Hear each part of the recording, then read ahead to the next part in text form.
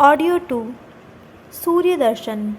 माता बालक को लेकर उठती है और उसे धूप में ले जाकर सूर्य के दर्शन कराती है। सूर्य का अभिवादन करती है। इस अवसर पर ओम तक्षशु देवम हितम मंत्र बोला जाए। सूर्य निरंतरता, गतिशीलता, तेज, प्रकाश एवं उष्णता का प्रतीक है। उसकी किरणें इस संसार में जीवन संचार करती हैं। बालक में भी इन गुणों का विकास होना चाहिए। सूर्य निरंतर चलता रहता है, उसे विश्राम का अवकाश नहीं।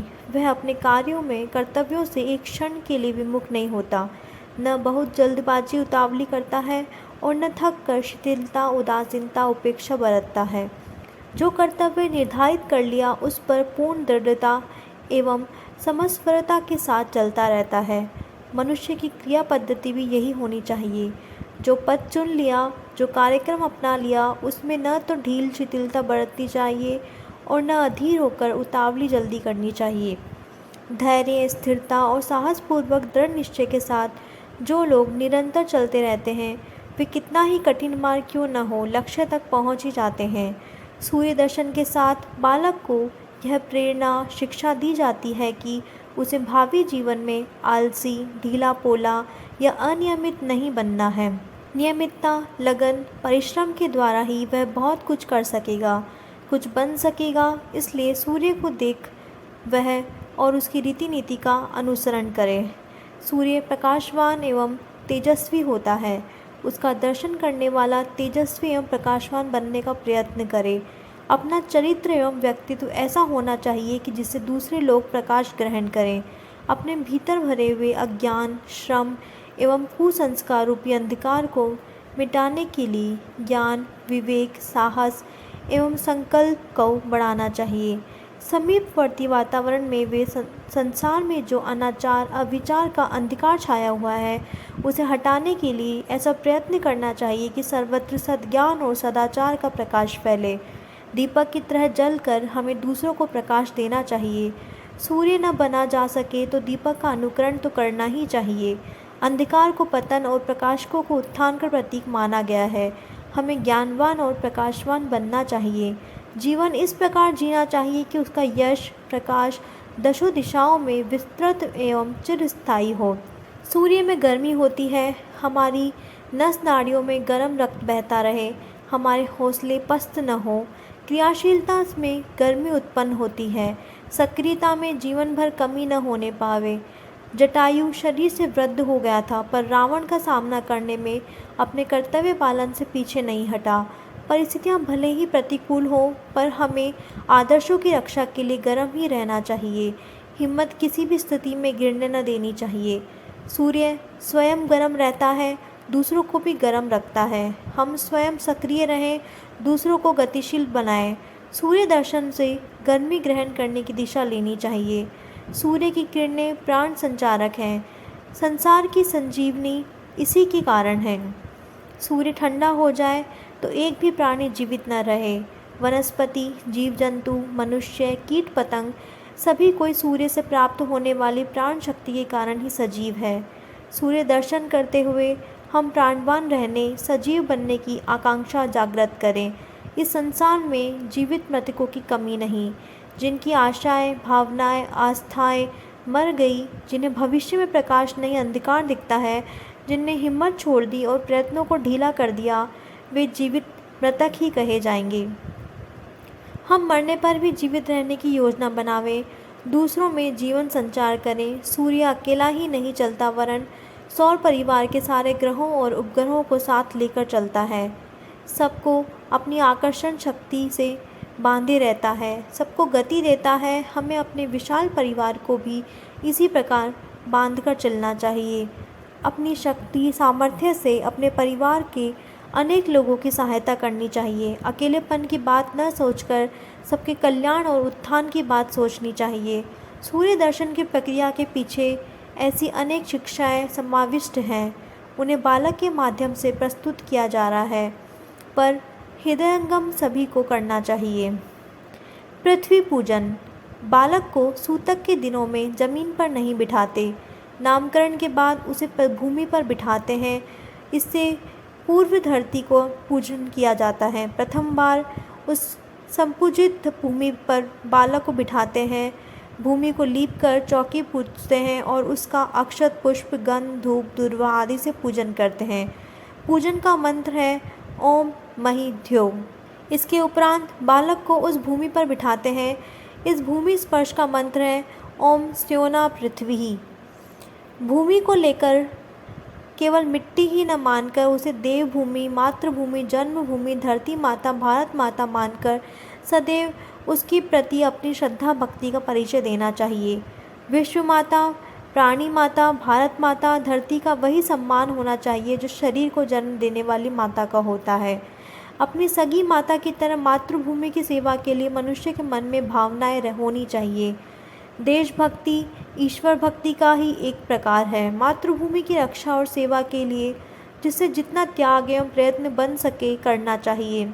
अगणित देशभक्तों ने मातृभूमि की वेदी पर अपने शीश और प्राण चढ़ाए। जो देश के काम आ सके वह धन्य है। देशभक्ति से मतलब समाज सेवा की है। देशवासी, साथी और सहयोगियों की सुख सुविधा के लिए हमें कुछ कार्य करना चाहिए। अपना पेट पालने, अपनी ही उन्नति और सुविधा चाहने की प्रवृत्ति ओछे लोगों में पाई जाती है। श्रेष्ठ व्यक्ति कभी अपनी आंतरिक महानता के अनुरूप अपनेपन का दायरा भी बढ़ा पाते हैं। घर तक ही उनकी ममता सीमित नहीं रहती वरन वह व्यापक बनती है। सुदूरवर्ती व्यक्ति भी अपने ही बंधु बांधव प्रतीत होते हैं और वसुधैव कुटुंबकम की निष्ठा जम जाती है।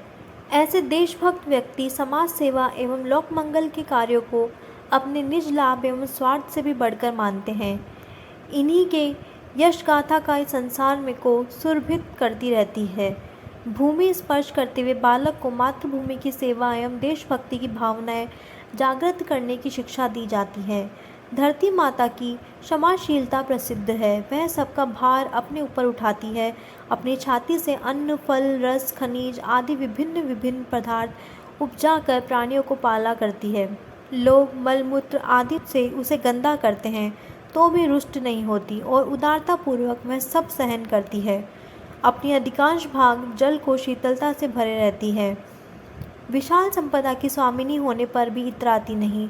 पुरुषार्थियों को उदारतापूर्वक अपनी संपत्ति का उपहार प्रदान करती है। अपनी सारी संतानों को गोदी में लेकर अपने निश्चित रीति नीति के अनुसार गतिशील रहती है। भीतरी अग्नि को भीतर ही छिपा रहने देती है और बाहर से ठंडी ही रहती है। धरती माता के गर्भ में सभी कुछ भरा पड़ा है। पत्थर, धातुएं, तेल, कोयला, रत्न आदि जो कुछ बहुमूल्य है सब पृथ्वी के गर्भ से निकलता है। वह बिना मूल्य अपनी यह संपदा देती रहती है। यह नहीं कहती कि अपनी चीज़ों को मैं स्वयं ही उपयोग करूंगी, किसी को दूंगी नहीं और अगर दूंगी तो उसका मूल्य लेकर दूंगी।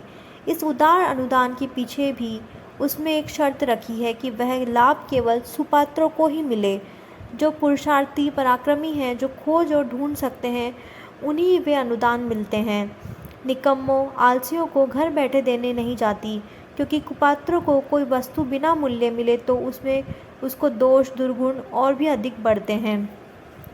जो किसान जितना अधिक परिश्रम कर सकता है, धरती माता उसे उतनी ही अधिक उपज प्रदान करती है। सरकार भी मेहनती छात्रों को ही छात्रवृत्ति देती है। धरती माता का उदार अनुदान और सत्पात्र का संरक्षण, ये दोनों ही नीतियाँ धरती पर निवास करने वालों को ही हृदयंगम करनी चाहिए। बहुत बड़ा भार, उत्तरदायित्व अपनी छाती पर धारण किए रहने पर भी धरती विचलित नहीं होती। कितने मनुष्य, जीव जंतुओं, पर्वत, समुद्र का बोझ उसके ऊपर लदा है, पर लाखों करोड़ों वर्षों से वह उस धैर्य और शांतिपूर्वक उठाए हुए है।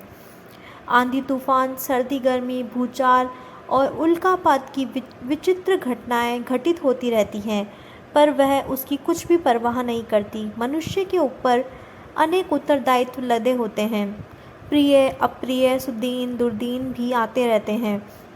इनका बड़ा चढ़ा स्वरूप देखकर भी धैर्यवान विचलित नहीं होते और शांतिपूर्वक अपना कर्तव्य पालन करते रहते हैं। उसका संतुलन कोई बड़ी विभीषिका भी नहीं बिगाड़ सकती। भूमि स्पर्श करते कराते हुए इन भावनाओं को प्रोत्साहित किया जाए। इस संसार में बालकों की संख्या अधिक और प्रबुद्धों और प्रौढ़ों की संख्या कम है। नासमझ, अज्ञानी, अस्त व्यस्त और अंधकार में भटकने वाले व्यक्ति वस्तुतः एक प्रकार के बालक हैं। उनके विचार और कार्य आमतौर से उद्धत होते हैं। अपनी प्रवृत्ति के लोगों से तो उनकी पटरी बैठ जाती है, पर आदर्शवादी लोगों के साथ उनका टकराव बना रहता है। अविवेकी लोग, चाहे वे घर कुटुंब के हों, चाहे आस पड़ोस के, उत्कृष्ट आदर्श अपनाने वालों से कुड़ते चिढ़ते और टकराते रहते हैं। प्रयत्न उनका यह होता है कि वे भी उन्हीं की तरह कीचड़ के दलदल में फंसे रहें। प्रहलाद, गांधी, बुद्ध, ईसा, दयानंद, शंकराचार्य, चैतन्य, सुकरात आदि प्रत्येक सुधारकों को मूर्खों ने ऐसे ही कष्ट दिए थे। सज्जन इनके ओछे स्तर पर नहीं उतरते, उनके मुंह नहीं लगते, उनसे झगड़ने में अपनी शक्ति गंवाने की अपेक्षा निर्धारित लक्ष्य की ओर चलने में लगे रहते हैं। अविवेकियों को बालक समझकर उन्हें क्षमा करते हैं। धरती माता जैसे लोगों के मलमूत्र एवं पदाघात को भी सहन करती है, वैसे ही वे सहिष्णुता के द्वारा अपने मानसिक संतुलन को बिगड़ने नहीं देते। साथ ही इन नासमझों को सुधारने के लिए जो संभव होता है प्रयत्न करते रहते हैं। भूमि स्पर्श करते हुए भूलोक निवासी मनुष्य को अपनी माता की यह मौन शिक्षा भी अपनानी चाहिए। धरती के गर्भ में सोना, चांदी, रत्न, खनिज आदि सारी संपदा भरी हुई है। समुद्र से तो संपदा का भंडार लोगों ने कितना ही निकाल लिया है, पर उससे लाखों गुना वैभव उसके पास अभी भी सुरक्षित है। इतनी अमीर होते हुए भी धरती कभी घमंड नहीं करती, इतराती नहीं, सादगी से ही रहती है। महान व्यक्ति यही रीति नीति अपनाते हैं। उनका ज्ञान, धन, बल, पद कितना ही बड़ा क्यों न हो, सदा नम्रता और सज्जनता से झुके हुए ही रहते हैं। पृथ्वी के गर्भ में अग्नि की मात्रा कम नहीं, थोड़ा खोदने पर वह अंगार जैसी गर्म निकलती है। उस गर्मी में कोई भी चीज़ पिघल सकती है। मनुष्य के भीतर इतनी शक्ति, सामर्थ्य और तेज स्थिरता होनी चाहिए कि उसे जो छेड़े वह जल भूनकर नष्ट हो जाए। शक्ति से शून्य किसी को भी नहीं होना चाहिए, पर यह शक्ति उद्धत प्रदर्शन के लिए नहीं, गुंडागर्दी के लिए नहीं होनी चाहिए। समयानुसार उसका सदुपयोग भी किया जाए। धरती का बाहरी परत शीतल है, उसके तल पर 3/4 जल भरा पड़ा है। जल शांति का, शीतलता का प्रतीक है। साधारण व्यवहार में हर एक के साथ इसी प्रकार का शीतल व्यवहार किया जाना उचित एवं अभीष्ट है।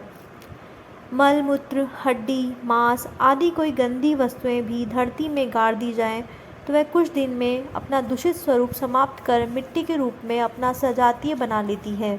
सच तो यह है कि वे अशुद्ध पदार्थ धरती के संपर्क में आते ही साधारण मिट्टी से भी उपयोगी खाद बन जाते हैं। हमारे संपर्क में जो भटकते हुए व्यक्ति आए, वे अपनी स्थिति को बदलकर आशातीत परिवर्तन अनुभव करें, तभी अपनी श्रेष्ठता की सार्थकता है। अपने संपर्क में आने वालों को इस तरह का लाभ देने के लिए हमें निरंतर प्रयत्नशील रहना चाहिए। धरती दिखने में स्थिर है, पर वह अपनी धुरी पर सूर्य के चारों ओर सौर परिवार के साथ अभिजीत नक्षत्र की परिक्रमा करने की बहुमुखी गतिशीलता अपनाए रहती है। हम साधारण लोगों की आंखों में एक ढर्रे का जीवन जीने वाले भले ही दिखें, पर आत्मनिर्माण, समाज निर्माण जैसी महत्वपूर्ण दिशाओं में हमारी प्रयत्नशीलता निर्बाध गति से निरंतर चलती रहनी चाहिए। इसी प्रकार धरती माता से और भी अनेक प्रकार की शिक्षाएं एवं प्रेरणाएं ग्रहण की जा सकती हैं। बालक को भूमि स्पर्श करते हुए उपस्थित लोगों इसी प्रकार की प्रेरणा ग्रहण करें और इस बालक को तथा उसमें विस्तृत परिवार को इन्हीं भावनाओं से भावान्वित करने का प्रयत्न करें। प्रत्यावर्तन, परस्पर परिवर्तन। माता अपने बालक को पति की गोद में सौंपती है और पिता उसे लेकर परिवार के अन्य लोगों को दे देता है। वे सब क्रमशः एक दूसरे को देते हुए अंत में माता के पास लौटा देते हैं। इस प्रक्रिया का मंत्र है ओम अत सुमंगल। माता अपने रक्त मांस से उदरस्थ बालक के शरीर का निर्माण करती है, अपना श्वेत रक्त दूध पिलाकर उसका पालन करती है, इसलिए उस उत्पादन में उसका श्रेय अधिक है। छोटा बालक माता के समीप ही अधिक रहते हैं, इसलिए उनके क्रियाकलापों एवं भावनाओं से प्रेरणा भी अधिक लेते हैं। यह बात तो ठीक है, पर साथ भी यह भी निश्चित है कि अकेली माता उसका सर्वांगीण विकास कर सकने में समर्थ नहीं हो सकती। आहार विहार, चिकित्सा, खेल, शिक्षा, संस्कार आदि का बहुत कुछ उत्तरदायित्व परिवार के अन्य लोगों पर भी समान रूप से है। औरों की अपेक्षा रहे या प्रतिकूल प्रभाव डाला जाए तो भी उसके सुविकसित सुसंस्कृत होने की आशा नहीं की जा सकती। इसलिए परस्पर परिवर्तन की क्रिया द्वारा घर के सभी लोग बालक को अपनी गोदी में लेते हैं और वह उत्तरदायित्व अनुभव करते हैं कि इस बालक के स्वस्थ विकास में वे भी शक्ति भर योगदान करेंगे। बेशक माता के बाद अधिक उत्तरदायित्व पिता पर आता है, पर घर के अन्य सदस्य भी उससे मुक्त नहीं रह सकते। साजे की खेती की तरह बालकों के निर्माण में घर के सब लोगों का समान योगदान रहना चाहिए। देखा गया है कि बालक की पाचन शक्ति एवं आवश्यकता का ध्यान न रखते हुए घर के लोग उसे अपने अपने पास बिठाकर भोजन कराते रहते हैं। लाड़ चाव से मिठाइयाँ, पकवान या दूसरी गरिष्ठ चीज़ें देते रहते हैं। किया तो गया था यह सब लड़चाव में, पर वह अविवेकपूर्ण होने के कारण बालक के लिए प्राणघातक बन जाता है। भारत में 60% बालक अधिक मात्रा के और अनुपयुक्त भोजन कराए जाने के कारण मरते हैं। जिगर बढ़ने की बीमारी का एकमात्र कारण यही है। घर के हर सदस्य को ध्यान रखना चाहिए कि डॉक्टर के परामर्श के अनुसार नियत मात्रा में, नियत समय पर, नियत प्रकार का आहार देना उसे दें। लाड़ चाव का वैसा मिथ्या प्रदर्शन न करें जिससे बालक को अपने स्वास्थ्य एवं प्राण से हाथ धोना पड़े। बड़ों को गाली देने, भाई बहन को मारने या वैसे ही उच्छृंखल व्यवहार सिखाने में घर के लोग प्रसन्नता अनुभव करते हैं। आरंभ में तो उन्हें खुशी होती है, पर पीछे वही आदतें परिपक्व होने पर उसे दुर्गुण बना देती हैं। पैसे देने की आदत बहुत ही बुरी है। बाजार से वे निकम्मी चीज़ें खरीद लाते हैं, अपना स्वास्थ्य बिगाड़ते हैं और चटोरे हो जाते हैं। अधिक पैसों के लिए जिद करने, न मिलने पर चोरी करना, पैसा देने की अपेक्षा जो वस्तुएं आवश्यक हो वे ही देनी चाहिए। बच्चों को उपयुक्त अनुपयुक्त का ज्ञान नहीं होता, इसलिए वे निकम्मी चीज़ें खरीद लाते हैं और अपना स्वास्थ्य बिगाड़ते हैं। घर के सभी लोग को इसका ध्यान रखना चाहिए। गाली देने, बीड़ी पीने जैसी गंदी आदतें घर में किसी की भी नहीं होनी चाहिए। गोदी में तमाम दिन लिए फिरने से बच्चों को जांघें तथा मलमूत्र के स्थान दुर्बल हो जाते हैं, इसलिए गोदी में कम और से कम ही उसे लेना चाहिए। झूला पालना बनाकर यह गोदी का प्रयोजन पूरा किया जा सकता है। बच्चों को डराना, पीटना, झूठ बोलना, सिखाना, बहकाना आदि मनोभूमि को विकृत करने वाला व्यवहार नहीं करना चाहिए। शिशु निर्माण एक विशुद्ध विज्ञान है, इसकी अनेक पुस्तकें हैं। घर के सभी लोग को उस संबंध में आवश्यक जानकारी प्राप्त करनी चाहिए और यह ध्यान हर एक को रखना चाहिए कि बालक का स्वास्थ्य विकास एवं सही निर्माण हो। इस संबंध में हर सदस्य को अपना कर्तव्य सोचना, निर्धारित करना और निभाना चाहिए। परस्पर परिवर्तन का विधान इसी भावना के साथ किया जाना चाहिए। नामकरण। कांसे की थाली या किसी सुंदर तख्ती पर बालक का नाम केशर मिले चंदन से अथवा रोली से लिखते हैं। उसे पुष्प आदि से सज्जित करते हैं। उसे उपस्थित लोगों को दिखाकर रखे हुए नाम की घोषणा करते हैं। उपस्थित लोगों के हाथ में चावल पुष्प देकर आशीर्वाद का मंत्र ओम श्री वर्चस्व बोलते हैं और उन्हें इस नाम की पट्टिका पर चढ़ा देते हैं। नाम रखने से फलित ज्योतिष के अनुसार यह प्रथा है कि बच्चा जिस समय पैदा हुआ है उस समय जिन नक्षत्र का जो चरण चल रहा हो उससे संबंधित अक्षर का नाम का प्रथम अक्षर बना दिया जाए। जैसे आर्द्रा नक्षत्र के प्रथम चरण में कोई बालक जन्मा है तो उसे संबंधित अक्षर कै हुआ, इसे प्रथम अक्षर बनाकर कोई नाम रखा जाए, जैसे कुरूप, कुबुद्धि, कुत्ता, कुकर्मी, कुतर्की आदि आदि। इस प्रकार कितने ही अक्षर ऐसे होते हैं जिन पर अच्छे नाम रखे ही नहीं जा सकते, इसलिए लोग राशि नाम अलग और मुँह बोला नाम अलग रखते हैं। वस्तुतः राशि नाम की तनिक भी आवश्यकता नहीं। जब जन्म कुंडली मौजूद ही है तो उसमें आवश्यक ग्रह गणित देख लिया जाए। नाम यदि राशि का भी हो तो भी उससे कुछ प्रयोजन ज्योतिष के हिसाब से नहीं साधता।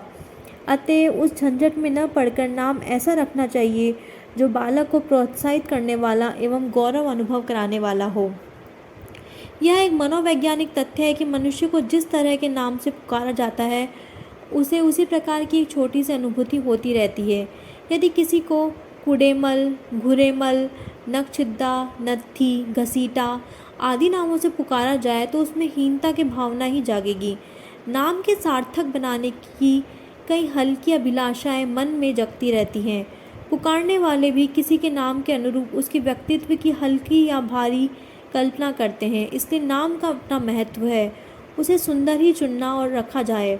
बालक का नाम रखते समय निम्न बातों का ध्यान रखें। गुणवाचक नाम रखे जाएं, जैसे सुंदरलाल, सत्यप्रकाश, धर्मवीर, मृत्युंजय, विजय कुमार, तेज सिंह, शूरवीर, विद्याभूषण, ज्ञान प्रकाश, विद्याराम आदि। इसी तरह बालिकाओं के नाम दया, क्षमा, प्रभा, करुणा, प्रेमवती, सुशीला, माया, शांति, सत्यवती, प्रतिभा, विद्या आदि।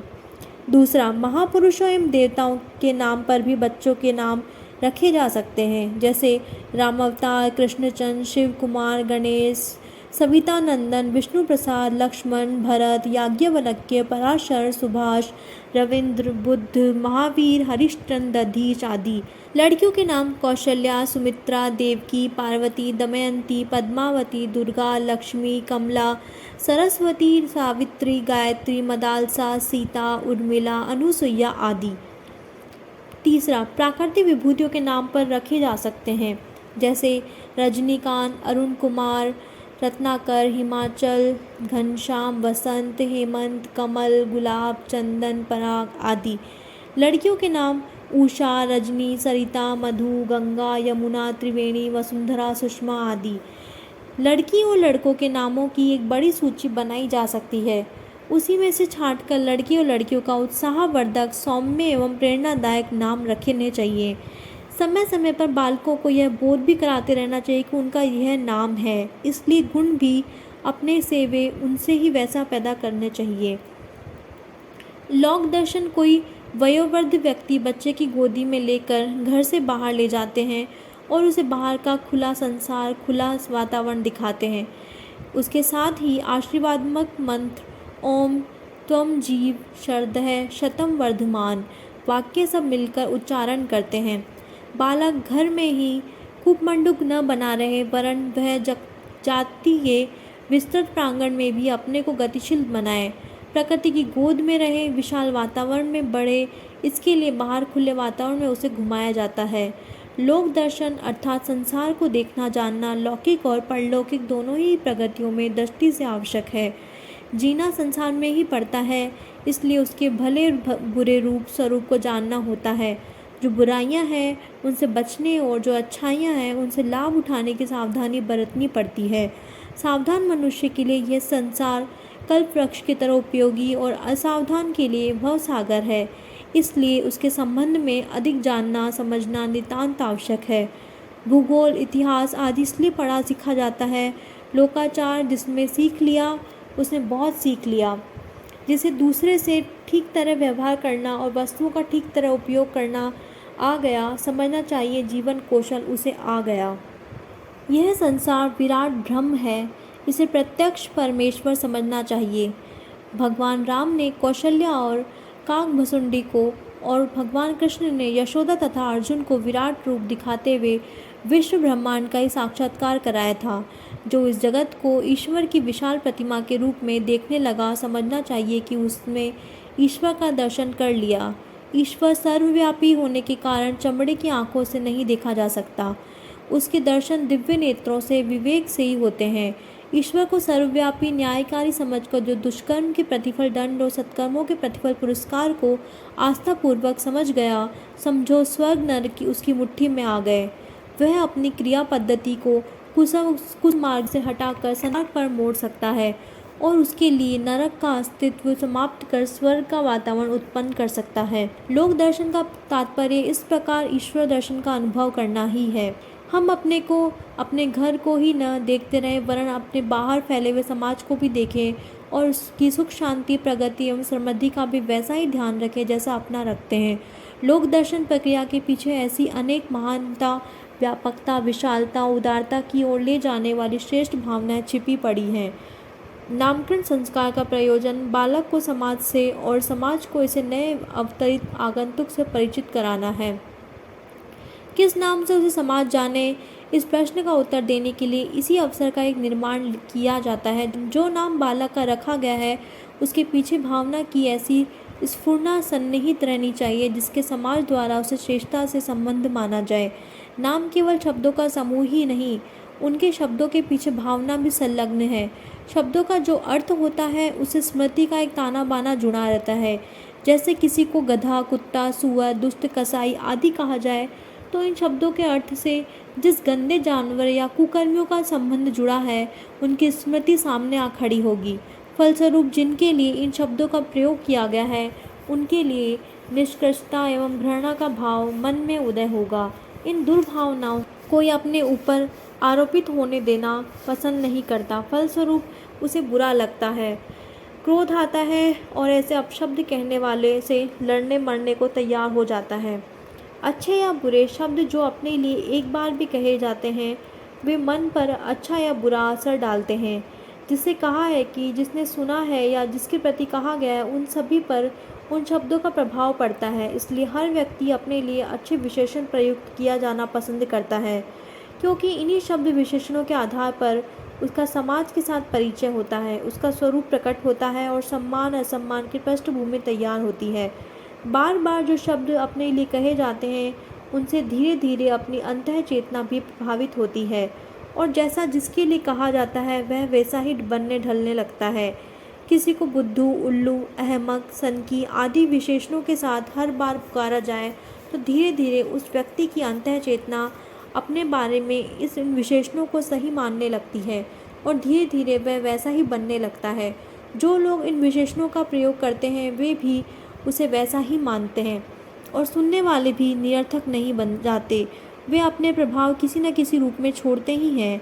यदि ऐसा न हो तो बुरे विशेषणों से जुड़े हुए अपशब्द सुनकर किसी को अप्रसन्नता और अच्छे विशेषण सुनकर प्रसन्नता ही होगी। नामकरण में इसी तथ्य का ध्यान रखा जाता है। बच्चों के नाम ऐसे रखने चाहिए जिनसे उनका गौरव, साहस, स्वरूप एवं स्तर ऊंचा उठा हो। लाड़ प्यार से भी औंधे सीधे नाम नहीं रखने चाहिए, अन्यथा बच्चों की कोमल मनोभूमि पर उनका बुरा प्रभाव पड़ता है। आत्मा का सम्मान होना चाहिए, भले ही वह अभी छोटे बालक के शरीर में क्यों न प्रकट हो रही हो। यह सम्मान उसका अच्छा नाम रखने से ही प्रकट होता है। अभिभावकों तथा कर्मकांड करने वाले पुरोहितों का कर्तव्य है कि बालकों के नाम उनका गौरव एवं स्तर ऊंचा उठाने वाले ही रखें। सामान्य क्रम, इसके उपरांत गायत्री यज्ञ का सामान्य क्रम चल पड़ता है। अग्नि स्थापना, गायत्री स्तवन, अग्नि प्रदीपन, समीधान, जल प्रसिंचन, अज्जाहुति, गायत्री मंत्र से आहुतियाँ दी जाती हैं। इसके बाद नामकरण संस्कार के लिए विशेष रूप से नियत खीर की 5 आहुतियाँ ओम धाता दधातु मंत्र से पति पत्नी देते हैं। तदुपरांत स्विष्टकृत, पूर्णाहुति, वसोधारा, आरती, घृत, अवघर्ण, भस्म धारण, क्षमा प्रार्थना, नमस्कार, शुभकामना, अभिसिंचन, पद प्रदक्षिणा की जाती है। सब लोग हाथ में चावल लेकर ओम श्री वर्चस्व मंत्र से पति पत्नी तथा बालक को आशीर्वाद देते हैं। माता की गोद में आशीर्वाद स्वरूप नारियल का कोई फल रखते हैं। यह आशीर्वाद और मंगल फल की क्रिया हर ऐसे संस्कार में होती है जिसमें पति पत्नी साथ हों। सामूहिक आशीर्वाद का मंत्र यह है: ओम श्री वर्चस्व आयुष्मान आरोग्यम विधात पवमान महीयते धान्य धनम पशुम बहुपुत्र लाभम शत संवत्सरम दीर्घमायु। मंगल फल का मंत्र है: ओम विष्णोर्णम कर्ण वियार्णिम प्रवोचम यह पार्थनानि विभ्रमे रजासी योम अस्कर भायुतोत्तर सदंस्त विचक्रमाण स्त्रिदोयुरुगायो विष्णेत्रेवा है। इसके बाद विसर्जन, सूर्य अर्घदान करते हुए कार्य को समाप्त करते हैं। नामकरण संस्कार की भूमिका में 2 श्लोक शिक्षात्मक हैं। उनके पुत्र कन्या को समान समझने, दोनों के विकास एवं प्रशिक्षण की समान व्यवस्था करने, आहार विहार एवं मनोरंजन का समुचित प्रबंध करने, सुसंस्कारी बनाने एवं ईश्वर के लिए पुष्प वृक्षों को कर्तव्यनिष्ठ माली की दृष्टि से सींचने बढ़ाने की प्रेरणा है। नवीन बालक के प्रति माता पिता और घर के सब लोग अपने अपने कर्तव्य को समझें और निभाएं, यही नामकरण संस्कार की प्रेरणा है।